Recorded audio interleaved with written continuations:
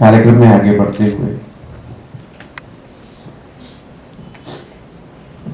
मैं मेजर उन्मेष पंड्या से रिक्वेस्ट करूंगा कि वो मंच पे आए और अपने विचार और अपना अनुभव एनसीसी के बारे में सारे ऑफिसर के साथ शेयर करें।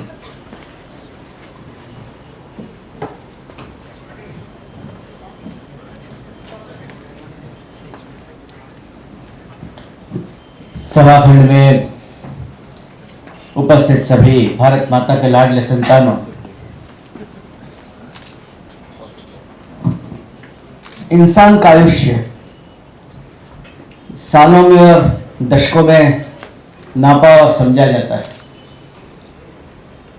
लेकिन ऑर्गेनाइजेशंस और नेशंस का आयुष्य ये शताब्दियों में नापा जाता है।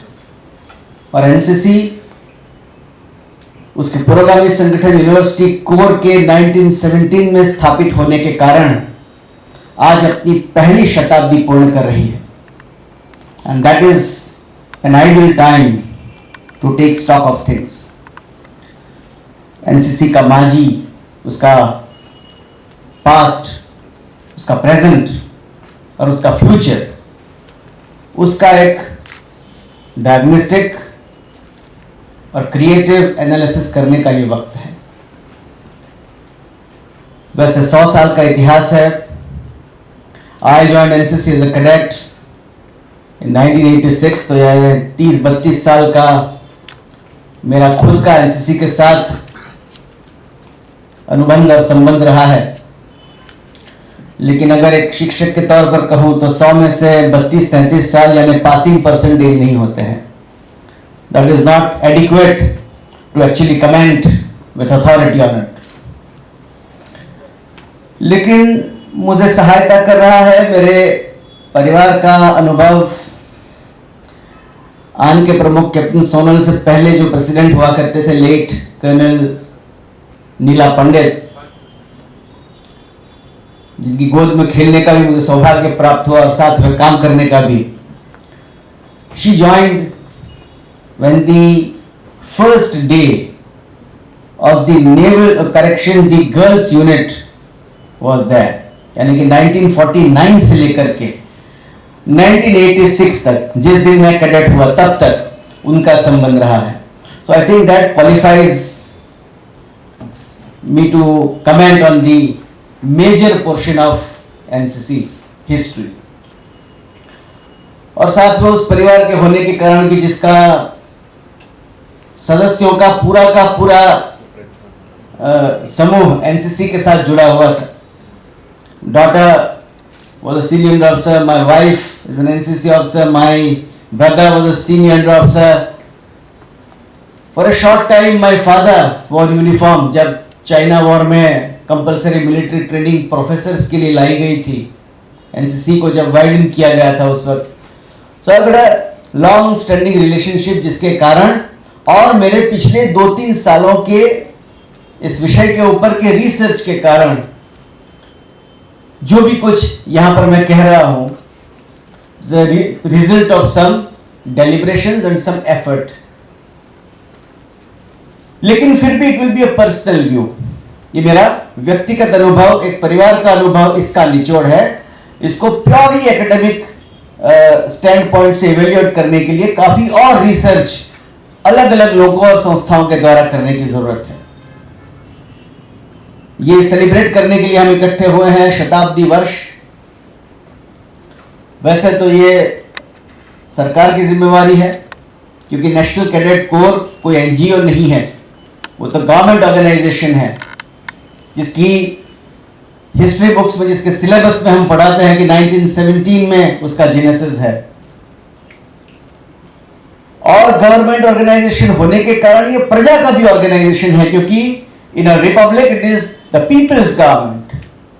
तो ये लोगों का भी एक तरीके से जिम्मेवारी वहन करने का कार्य था। But there has not been any move on that front. Neither the government nor the general public of the nation has risen up to the challenge and the task। तो ये काम फिर एनसीसी से पैदा हुए जिन्होंने कभी एनसीसी की तालीम बतौर कैडेट ली थी और जो अब एनसीसी के कैडेट्स नहीं है, ऐसे हम एक्स कैडेट्स की ऑर्गेनाइजेशनल ब्रांच आन के जिम्मे पर स्वयं हम लोगों ने लिया है। It's a small celebration, but something is always better than nothing. कई विचार मेरे मन में आते हैं जब मैं यहां पर उपस्थित होकर के शताब्दी और भूत, भविष्य और वर्तमान के बारे में बात करता हूं। कहते हैं कि जो अपना इतिहास भूल जाते हैं वो इतिहास बना नहीं सकते हैं। तो want to make history have to remember the history. लेकिन इतिहास की कुछ एक तकलीफें भी हैं। जो बड़े ऑप्टिमिस्टिक लोग हैं वो कहते हैं कि इतिहास हमें सिखाता है कि हमें क्या गलतियां नहीं करनी चाहिए, हमारे फोरफादर्स ने क्या गलतियां की या हमने क्या अचीवमेंट्स लिए, जैसे ही काम करते हुए हमने और अचीवमेंट्स लेने चाहिए। That's positive view. जो नेगेटिव बंदे हैं वो इतिहास में से नेगेटिव तथ्य निकालते हैं और कहते हैं कि the only thing that history teaches us is that history teaches us nothing and we are condemned to repeat the same mistakes over and over again as mankind. दुनिया का इतिहास सिर्फ वही गलतियों को दोहराने का इतिहास है। वो वही कश्मकश, वही जंग, वही तकलीफें, ऐसा एक नेगेटिव स्कूल पनप रहा है। और जिसको हम वेस्टर्न वर्ल्ड कहते हैं, which is now not dominated by the European thought process but by the American thought process. क्योंकि इंटेलेक्चुअल सेंटर्स और इंडस्ट्रियल सेंटर्स वो सब और जियोपॉलिटिकल पावर सेंटर्स यूरोप से ट्रांस अटलांटिक सफर करके अमेरिका पहुंच चुके हैं। तो उनका तो इतिहास के बारे में और भी कठिन और विचित्र दृष्टिकोण है। अमेरिका में किसी को कहना है कि तुम इररिलेवेंट हो तो कहते हैं इज हिस्ट्री इररिलेवेंट। हिस्ट्री का मतलब हो गया प्रैक्टिकली इररिलेवेंट। लेकिन इतिहास का जो सच्चा आशय है, the true aim of history, वो तो न सिर्फ आज की इस पीढ़ी को जो यहां पर उपस्थित है,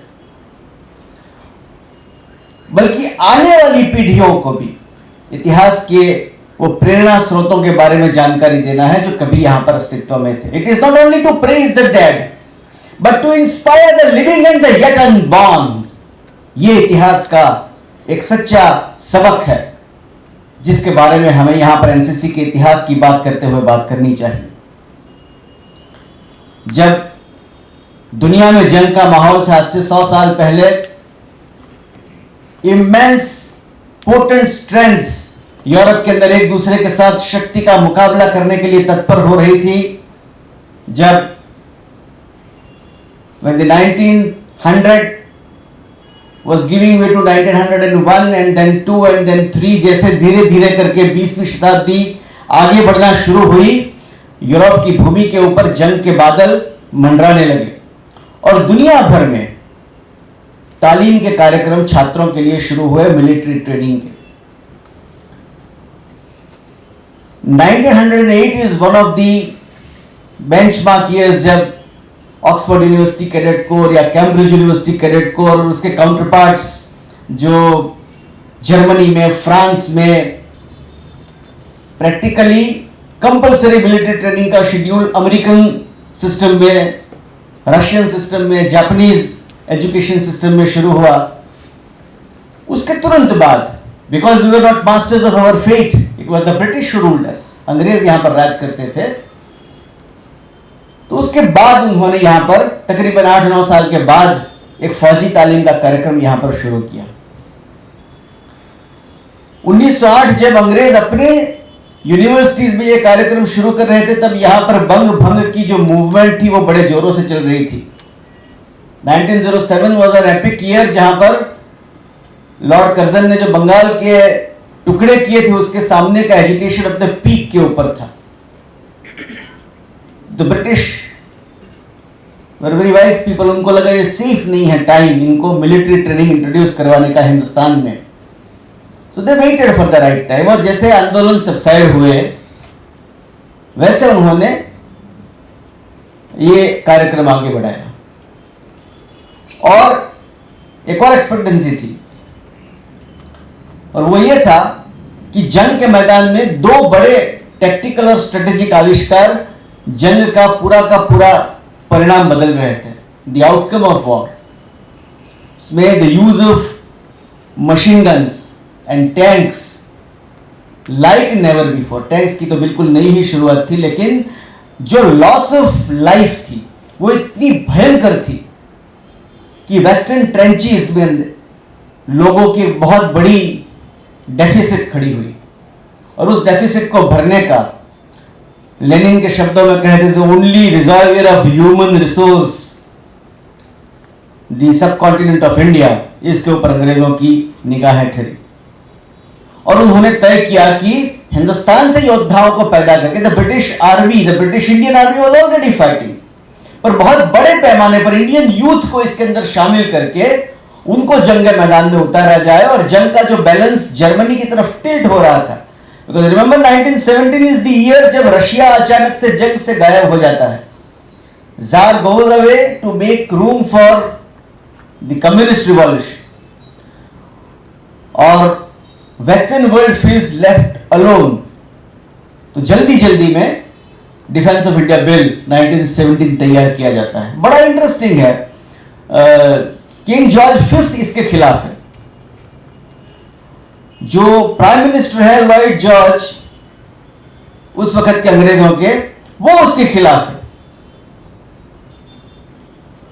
और लॉर्ड चेम्सफील्ड जो कि यहां पर के वाइसरॉय है हिंदुस्तान के, वो भी उसके खिलाफ है।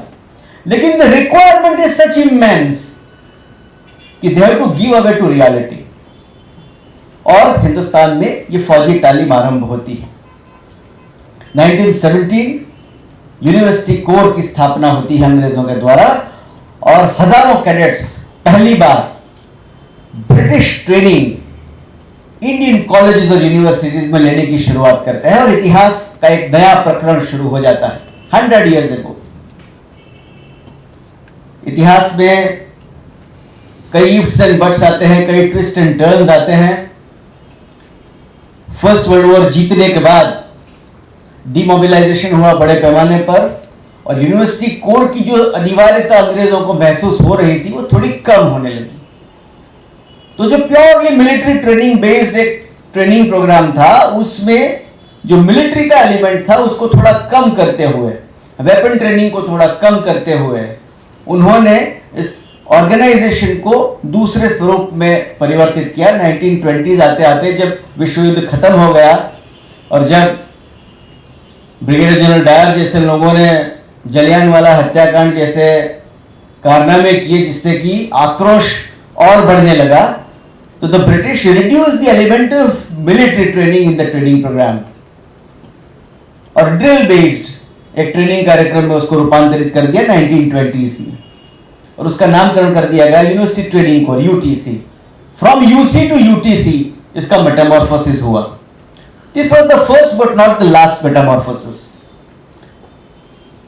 जंग के बादल तो मंडरा ही रहे थे, पराजित जर्मनी फिर से खड़ा हुआ, द नाज़ीज़ केम टू पावर। उन्होंने अंग्रेज साम्राज्य को चुनौती दी फॉर देयर प्लेस इन सन। सूर्य के रोशनी में अपना साम्राज्य जमाने के लिए, 1000 ईयर राइट खड़ी करने के लिए जर्मनी ने, और नखशिख शस्त्र सज्ज हुए जापान ने, और महत्वाकांक्षा जिसकी बढ़ गई थी ऐसे इटली ने मिलकर के दुनिया में ताकत का एक ऐसा प्रदर्शन चालू किया कि the British became tipsy.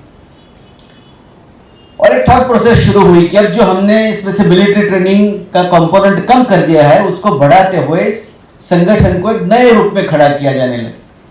But before they could react, suddenly the second world war erupted, और ब्लिट्जक्रिग के सामने अंग्रेज थॉट प्रोसेस प्रैक्टिकली स्नैप हो गई, और यूटीसी के माध्यम से उन्होंने यूटीसी में मिलिट्री ट्रेनिंग के कंपोनेंट्स को बढ़ा करके उनको आगे करने की कोशिश की, but that did not work out the way they wanted to.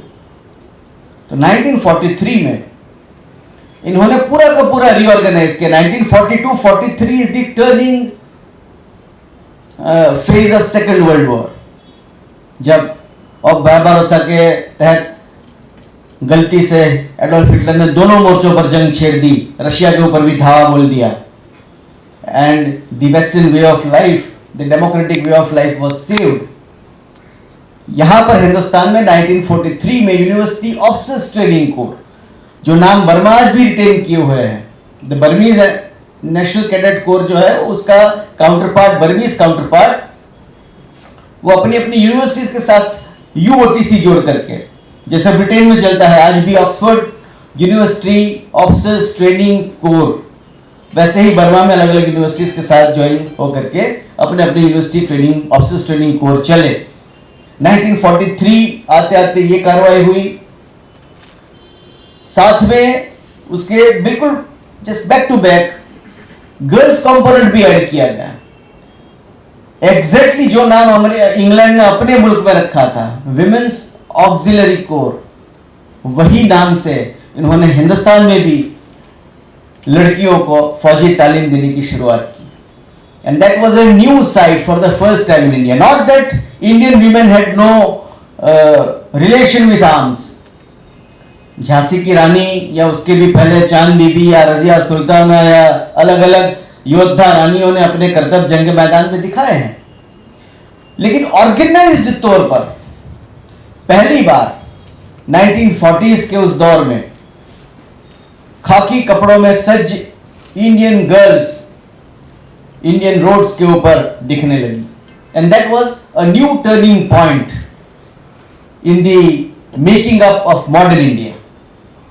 ये एनसीसी का कंट्रीब्यूशन भी है, ये मिलिट्री ट्रेनिंग प्रोग्राम का कंट्रीब्यूशन भी है कि जो इक्वल फ्रेंचाइज, जो मताधिकार वगैरह के लिए दुनिया की औरतों ने जो स्ट्रगल की है, यहां पर इट वाज सेल्फ एस्टैब्लिश्ड कि they are equal partners in the game. Gender inclusiveness in the political and social process was self evident, it had never to be established by force. तो ये एक उसका Metamorphosis हुआ और उसके बाद आजादी आई।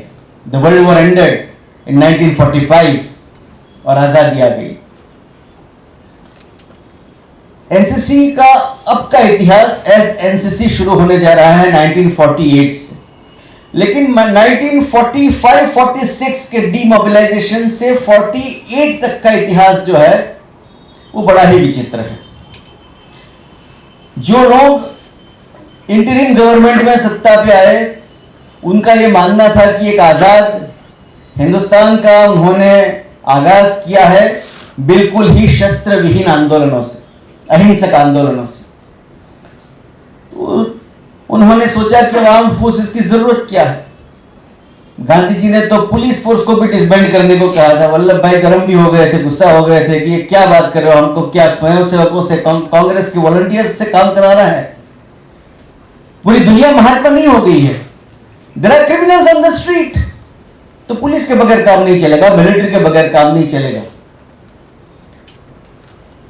जो अहिंसा का नशा दिमाग पर छाया हुआ था, उसके कारण मिलिट्री को भी प्रैक्टिकली डाउनग्रेड किया जा रहा था in everything, in numerically, importance wise, उनकी जो ओवरऑल इंपैक्ट थी उसको कम करने की कोशिश की जा रही थी।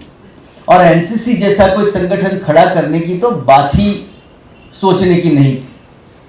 एक अंग्रेजों ने कमेटी अपॉइंट करके रखी हुई थी कि जब हम आजाद हो जाएंगे तो जैसे हम इंडियन रेलवेज दे जाएंगे हिंदुस्तानियों को, जैसे पोस्ट और टेलीग्राफ दे जाएंगे, वैसे उनको हमारा जो यूनिवर्सिटी ऑफिसर्स ट्रेनिंग कोर है वो भी किस स्वरूप में दे जाए, इसके लिए उन्होंने कमेटी अपॉइंट की थी। उसके practically every member was British except Pandit Hridaynath Kunzru. और जब अंग्रेजों ने जाने का फैसला जल्दी से ले लिया, क्योंकि इंडियन सब continent became a hot bed of communal tensions, अचानक से हिंदू मुस्लिम राइट्स ऐसे होने लगे कि अंग्रेजों को पहली बार they were tested and they were found wanting, कि जल्दी से छोड़ने का काम करना पड़ा। माउंटबेटन ने डेट आगे बढ़ा ली। लॉर्ड माउंटबेटन ने, जो वाइसरॉय थे उस वक्त के हिंदुस्तान के, उन्होंने अचानक से ही आजाद करने के हिंदुस्तान को डेट आगे बढ़ा ली। तो उस कमेटी में से जो ब्रिटिश ऑफिसर्स थे उनकी जगह इंडियंस को अपॉइंट करना शुरू किया गया।